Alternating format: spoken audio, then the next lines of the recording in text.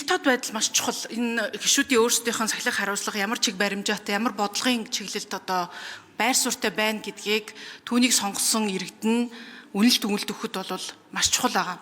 Энэ дээр бол мэдээж энэ наривчсан дэлгэрэнгүй мэдээллийг ил тод болох асуудал дээр бол дэмжиж байна. Зөв нэг юм энд жоохон орхигдсон юм шиг санагдаад байгаа.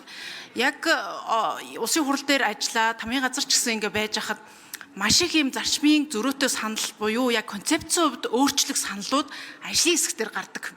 Тэгээ байнгын хороо биш, чуулган биш. Байнгын хороо чуулган бол нээлттэй хилцүүлэхтэй гишүүд мэдээж одоо байр суурь дээр санал хураалт эднэр дээр орж байгаа. Тэгтэл ажлын хэсэг дээр хэн нь хаанаас нь ямар санал гаргаад хідэн дэмжээд хідэн дэмжихгүй болоод тийм санал орцсон гэдэг нь нөгөө баг одоо мэргэжлийн байгууллагууд, стейкхолдерууд гэдэг юм уу те эртний нийгэм байгууллагууд эсвэл энэтэй холбоотой одоо асуудлыг харж байгаа хүмүүст бол маш тодорхойг үйлдчихдэг. Нэг юм А гэдэг хууль оруулсан чинь дундаас нь Б гэдэг хууль ажлын хэсгээс гараад байнгын орооноос гарчлаа. Энэ процесс ерөөсөө ил тод биш байгаад байна.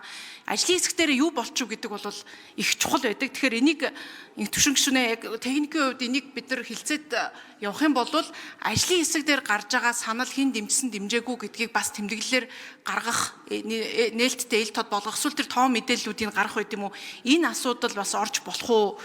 Үзэл баримтлалын хувьд таны энэ дэвшүүлж байгаа хуулийн төсөлтэй үзэл баримтлалын зөрчилдөггүй гэдгийг тодруулж асууя. За инх төвшин гишүүн хариулъя.